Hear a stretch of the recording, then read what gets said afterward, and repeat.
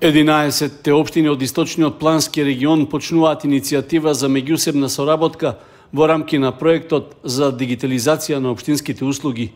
Станува збор за права и обврски што произлегуваат од Законот за локална самоуправа и Законот за меѓуопштинска соработка. Целта на проектот е да зајакне квалитетот на општинските услуги во сите области на надлежност преку воведување на нови технологии, а со изготвување софтверско решение што ќе опфати дигитализација на општинските услуги и ќе биде заедничко за сите 11 општини. Меѓуопштинската соработка ќе се остварува преку вршење на определени работи од страна на една општина за друга општина или пак за повеќе други општини. Во подготовката и спроведувањето на меѓуопштинската соработка ќе учествува Центарот за развој на источниот плански регион. Предложената соработка е инициирана и поддржана од Министерството за локална самоуправа и од UNDP преку проектот Пост-ковид општините како двигатели за одржлив развој. Очекуваните резултати од меѓуопштинската соработка се повеќебројни, а како главни се наведуваат стандардизирани работни процеси во сите 11 општини вклучени во проектот, зголемена транспарентност на единиците на локална самоуправа, подобрени општински услуги за граѓаните, олеснето добивање на услуги преку дигитална платформа, намалено време за добивање на услугите, зголемување на дигиталната писменост на граѓаните, како и подобрена комуникација на единиците на локална самоуправа со граѓаните и бизнис секторот.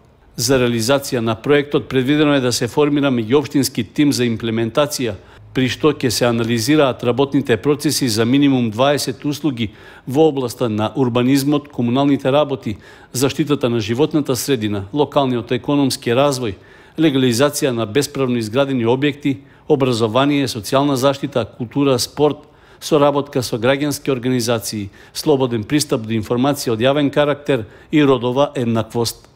Средствата за спроведување на проектот дигитализација на општинските услуги во источниот плански регион се обезбедени од страна на UNDP во износ од над 2.600.000 денари.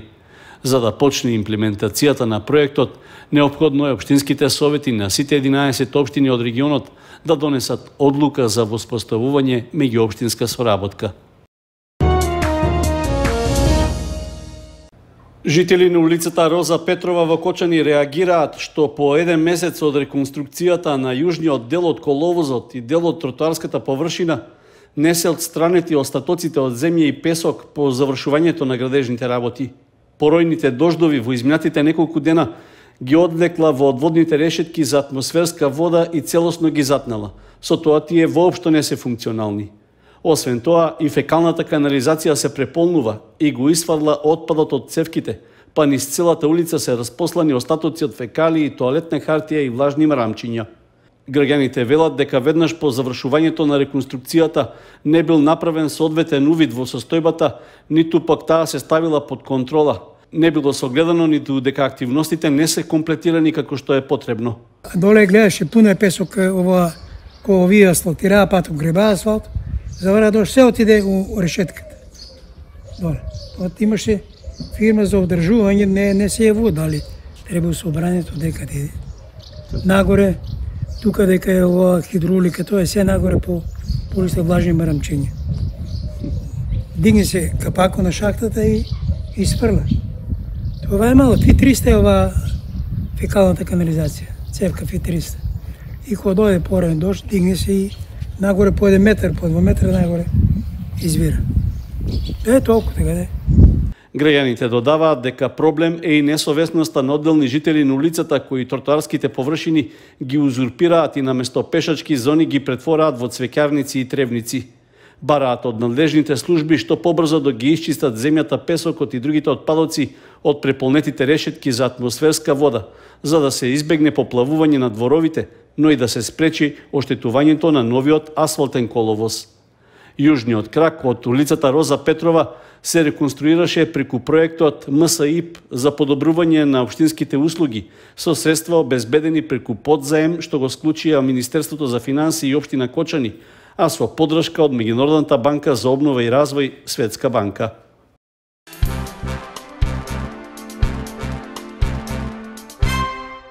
Министерството за образование и наука донесе решение со кое го одзема вршењето работи што се од надлежност на градоначалникот на општина Виница.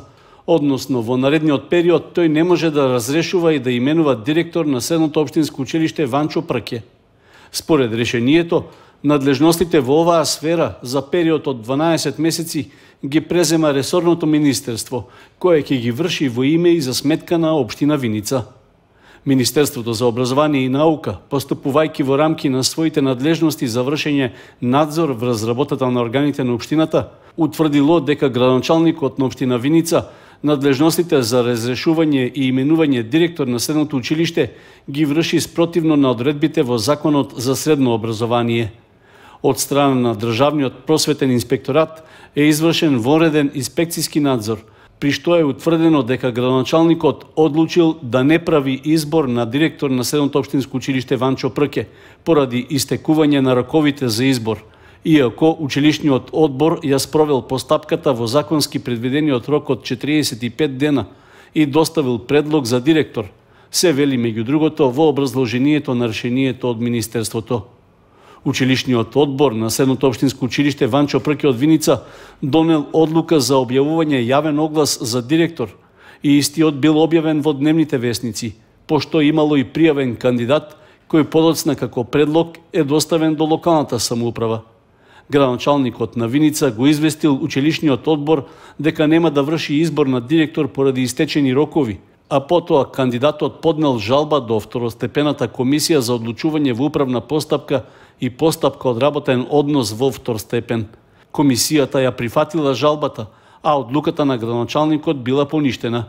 Предметот бил вратен на повторно постапување и одлучување пред првостепениот орган, пошто Министерството за образование решило да ги одземе надлежностите на градоначалникот.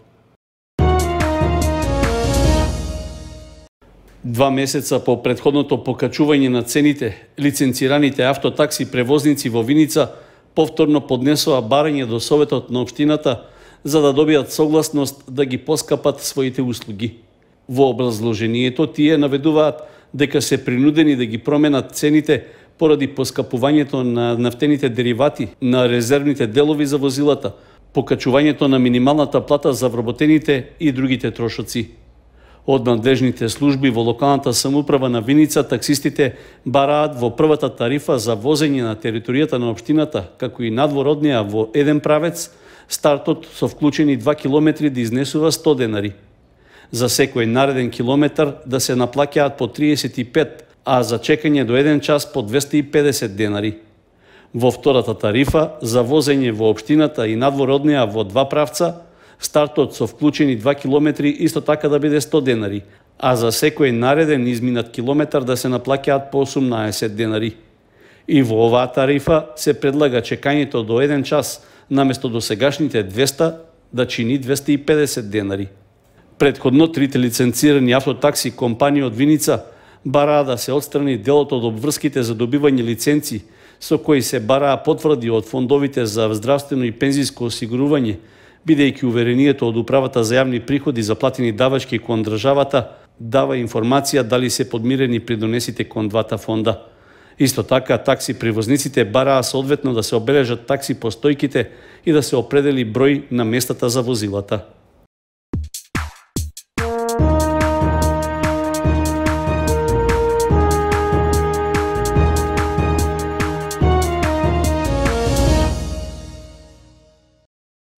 По 50-ти пат, местната заедница на Чешиново ќе биде домакин на Илинденските спортски игри.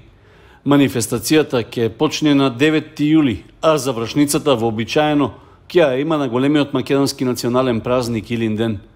Централно место на игрите, кои имаат повеќе децениска традиција, вообичаено е турнирот во фудбал, на кој учествуваат екипи од Чешиново Облешево, но и од останатите општини во регионот.